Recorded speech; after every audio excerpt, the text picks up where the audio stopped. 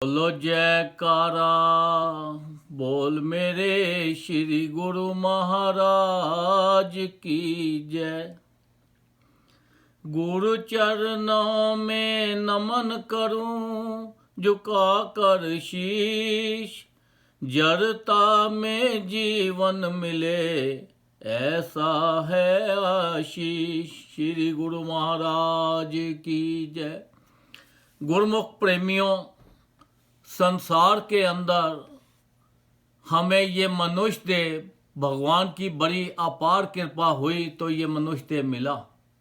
और ये मनुष्य इसलिए मिला कि हम ज़्यादा से ज़्यादा भजन करें, और इस मनुष्य देह से हमें ज़्यादा से ज़्यादा काम लेने हैं।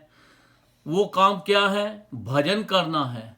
हम क्या कर बैठे हैं? ये संसार के अंदर आकर जो हमें चीज़ें नज़र आती हैं, मकान बनाना है, दुकान बनानी है, घर करना है, पैसा कमाना है, हम इस संसारिक कामों में लग गए हैं।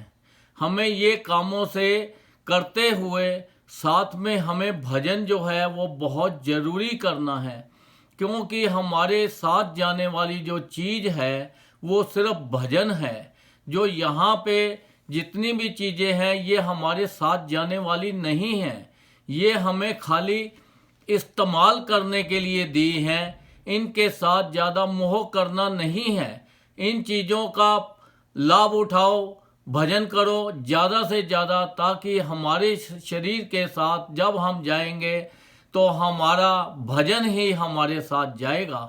तो इसलिए एक कथा सुनाता हूँ कि एक बार एक आदमी जब उसने शरीर छोड़ा तो भगवान उसको यमराज लेने के लिए आए। तो उन्होंने पूछा कि आपको कहाँ जाना है? वो बोलने लगा कि मुझे स्वर्ग जाना है या नरक जाना है। उन्होंने बोला आपको स्वर्ग जाना है। वो कहते हैं मैं नरक भी देखना चाहता हूँ, ताकि मेरी इच्छा सब पूरी हो जाए, मुझे पता लगे कि नरक में क्या है और स्वर्ग में क्या है। तो इसलिए जब वो नरक में लेके गए तो वहाँ पे देखा लोग रो रहे थे, चिल्ला रहे थे, परेशान थे, बड़े दुखी थे और बहुत ही शोर मच रहा था। उन्होंने उनसे पूछा क्या बात है? वो बोलने लगे कि हम बहुत दिनों से भूखे बैठे हुए हैं, हमारे पास खाने के लिए कुछ नहीं है, हम बहुत दुखी हैं।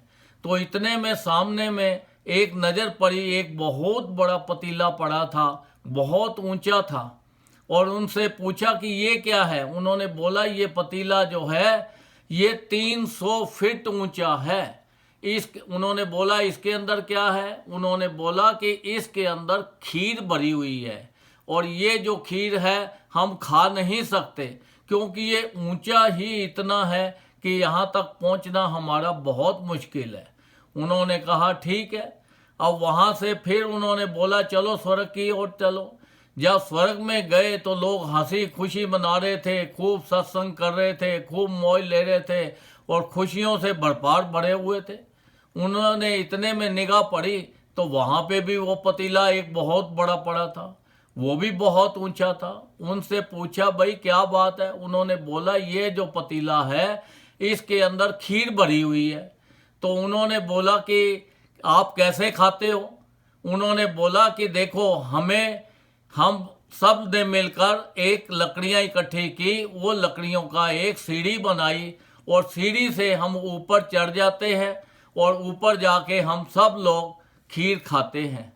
तो इसीलिए संत महापुरुषों ने फरमाया है कि ये संसार के अंदर आकर अपना आलस को छोड़ो। जो आलस करेगा उसको कुछ नहीं मिलेगा, वो संसार से भी दुखी होगा और परलोक से भी दुखी होगा। तो इसलिए अपना आलस जो है तुम्हारा, इस सब को छोड़कर संसारी काम करते हुए तुम अपना ज़्यादा से ज़्यादा भजन करो, क्योंकि यही हमारे साथ जाना है। इसके अलावा हमारे साथ कुछ नहीं जाना है। संत महापुरुष बार बार एक ही चीज़ को दोहराते हैं। वो कहते हैं कि जितना भजन करोगे यही तुम्हारे जो इनकम है, यही तुम्हारा बैंक बैलेंस है। तो अपने बैंक बैलेंस को हमें बढ़ाना है, ऐसा नहीं कि अपना बैंक बैलेंस ख़त्म कर दें। तो इसलिए ज़्यादा से ज़्यादा हमें भजन करना है। संसारिक जो चीज़ें हैं इनको खाली इस्तेमाल करना है, इससे मोह नहीं डालना। अगर हम मोह में पड़ गए तो फिर हमारा भजन नहीं होगा। जब भजन नहीं होगा तो हमारे लोक परलोक में हमें बहुत प्रॉब्लम आएगी। तो इसलिए हमें इस संसार में रहते हुए ज़्यादा से ज़्यादा भजन करना है, जिससे हमारा लोक भी सुखी हो जाए और हमारा परलोक भी सुखी हो जाए और संसार के सारे सुख भोगते हुए अपने परलोक को जाए। तो इसलिए हमारे गुरु महाराज जी ने हमारे लिए बड़े आसान नियम बना दिए हैं। वो कहते हैं कि उठते बैठते तो भजन करते रहो, पर इस 5 नियमों को कभी नहीं भूलना। इस नियमों को पालन करो। श्री आरती, पूजा, सत्संग, सेवा, सिमरन और ध्यान जो श्रद्धा सहित करे, निश्चय हो कल्याण।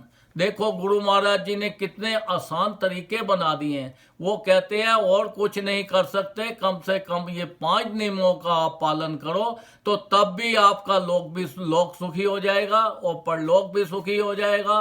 संसार के सब चीज़ों का आनंद लेते हुए, भजन करते हुए, आप संसारिक सुखों से एंजॉय करते हुए आप अपना भगवान के पास जाएंगे और बड़ी खुशी से जाएंगे और अपना आनंद लेंगे।